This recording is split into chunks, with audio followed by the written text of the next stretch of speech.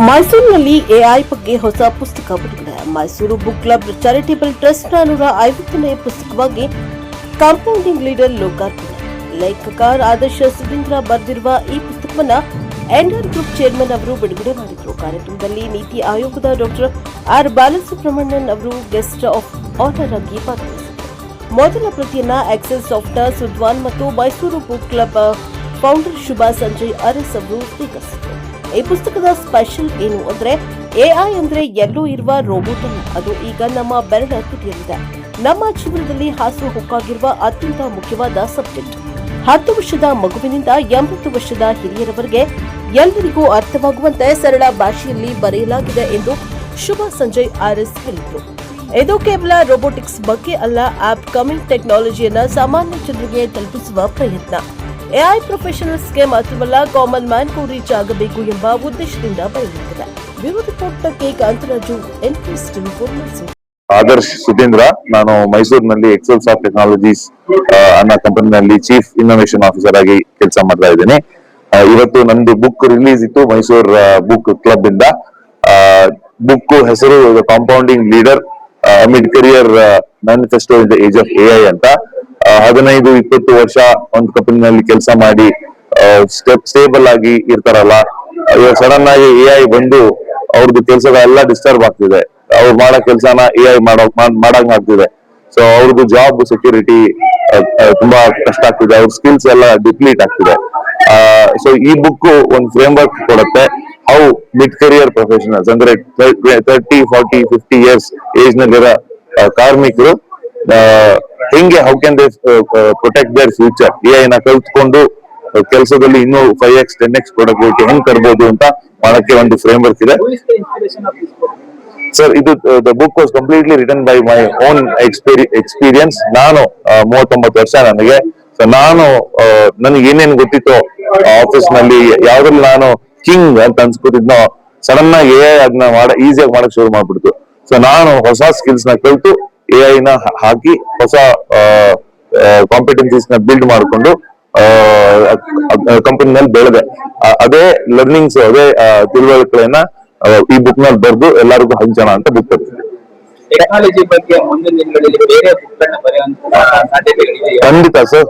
Technology ಬಗ್ಗೆ ಇವತ್ತು R Balu ಅವರು ನನಗೆ ಮ್ಯಾಂಡೇಟ್ ಕೊಟ್ಬಿಟ್ಟಿದ್ದಾರೆ. ಇನ್ನು 5 ಬುಕ್ ಬರೀಬೇಕು ಇದ್ರ ಮೇಲೆ ಅಂತ. ಈ ಬುಕ್ ಒಳಗಡೆ 5 ಸ್ಪೆಸಿಫಿಕ್ ಚಾಪ್ಟರ್ಸ್ ಇದೆ. ಒಂದೊಂದು ಚಾಪ್ಟರ್ನು ಒಂದೊಂದು ಬುಕ್ ಮಾಡ್ಬೇಕು ಅಂತ ಮ್ಯಾಂಡೇಟ್ ಕೊಟ್ಟಿದ್ದಾರೆ. ಅದು ಖಂಡಿತ ಬೇಗ ಬರುತ್ತೆ. ವಿಶೇಷವಾಗಿ ಯಾವ ಟಾಪಿಕ್ ಸರ್, ಎಲ್ಲ ಆರ್ಟಿಫಿಷಿಯಲ್ ಇಂಟೆಲಿಜೆನ್ಸ್ ಮೇಲೆ ಇರೋದು. ಸೊ ಹೆಂಗೆ ಎಐ ನ ಯೂಸ್ ಮಾಡ್ಕೋಬಹುದು, ಮ್ಯಾನುಫ್ಯಾಕ್ಚರಿಂಗ್ ನವರು, ಟೈಲರಿಂಗ್ ನವರು, ಟೆಕ್ಸ್ಟೈಲ್ ನವರು, ಸಾಫ್ಟ್ವೇರ್ ನವರು, ರಿಟೈಲ್ ನವರು, ಕಿರಾಣಾ ಶಾಪ್ ನವರು ಎಲ್ಲಾರು ಎಐ ನ ಹೆಂಗೆ ಯೂಸ್ ಮಾಡ್ಕೊಂಡು ಮೇಲ್ ಬರ್ಬೋದು ಅನ್ನೋದು ಬುಕ್ ಥೀಮ್.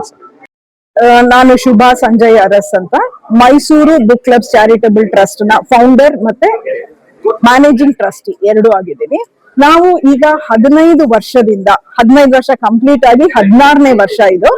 15 ವರ್ಷದಿಂದ ಪ್ರತಿ ತಿಂಗಳು ಪುಸ್ತಕನ ಓದಿ ಅದರದ್ದು ಡಿಸ್ಕಷನ್ ಮಾಡ್ತೀವಿ.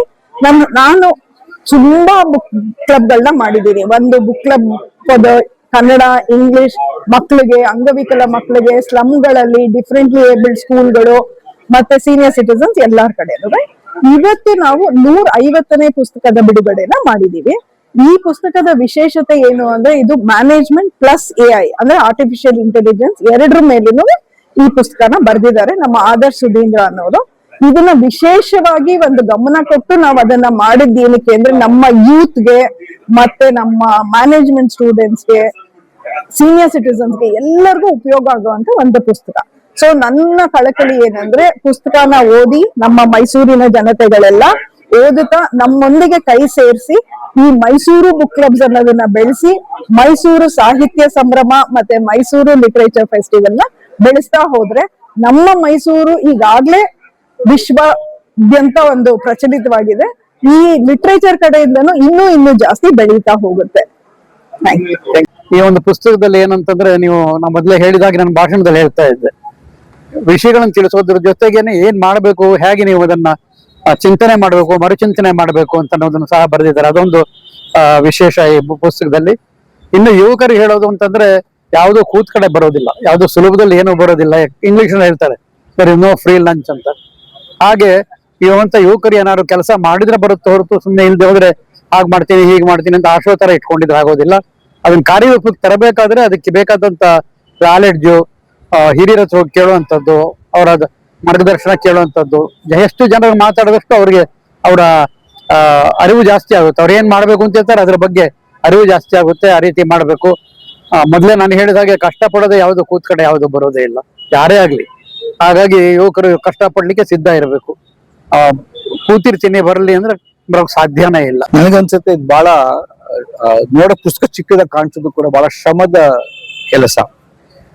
ನಾವೇನ್ ಹೇಳ್ಬೇಕು ಅಂತಿದೀವೋ ಅದನ್ನ 10 ಸೆಕೆಂಡ್ ಅಲ್ಲಿ ಹೇಳೋದಿದೆಯಲ್ಲ, ಅದಕ್ಕೆ ಬಹಳ ಪ್ರಯತ್ನ ಪಟ್ಟು ಯೋಚನೆ ಮಾಡಬೇಕು. ಅವರ ನಾಯಕತ್ವದ ಪಯಣವನ್ನ ಅದು ಬಹಳ ನಮ್ರತೆಯಿಂದ ಅವ್ರು ಹೇಳ್ಕೊಂಡಿರೋದು ಏನು ಅಂದ್ರೆ ಇಷ್ಟು ವರ್ಷದ ಪಯಣ ಮಾತ್ರ, ಮುಂದಕ್ಕೆ ಏನ್ ಬದಲಾವಣೆ ಆಗತ್ತೆ ಗೊತ್ತಿಲ್ಲ.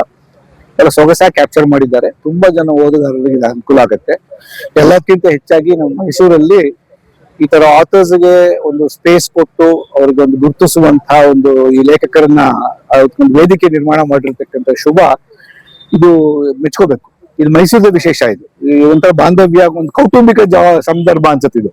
ಯಾವ್ದು ನಮ್ಮ ಒಂದು ಕಾರ್ಯಕ್ರಮ ಅಂತ ನಮ್ಮನೆ ಕಾರ್ಯಕ್ರಮ ಇದು ಆ ತರ ಅನ್ಸುತ್ತೆ.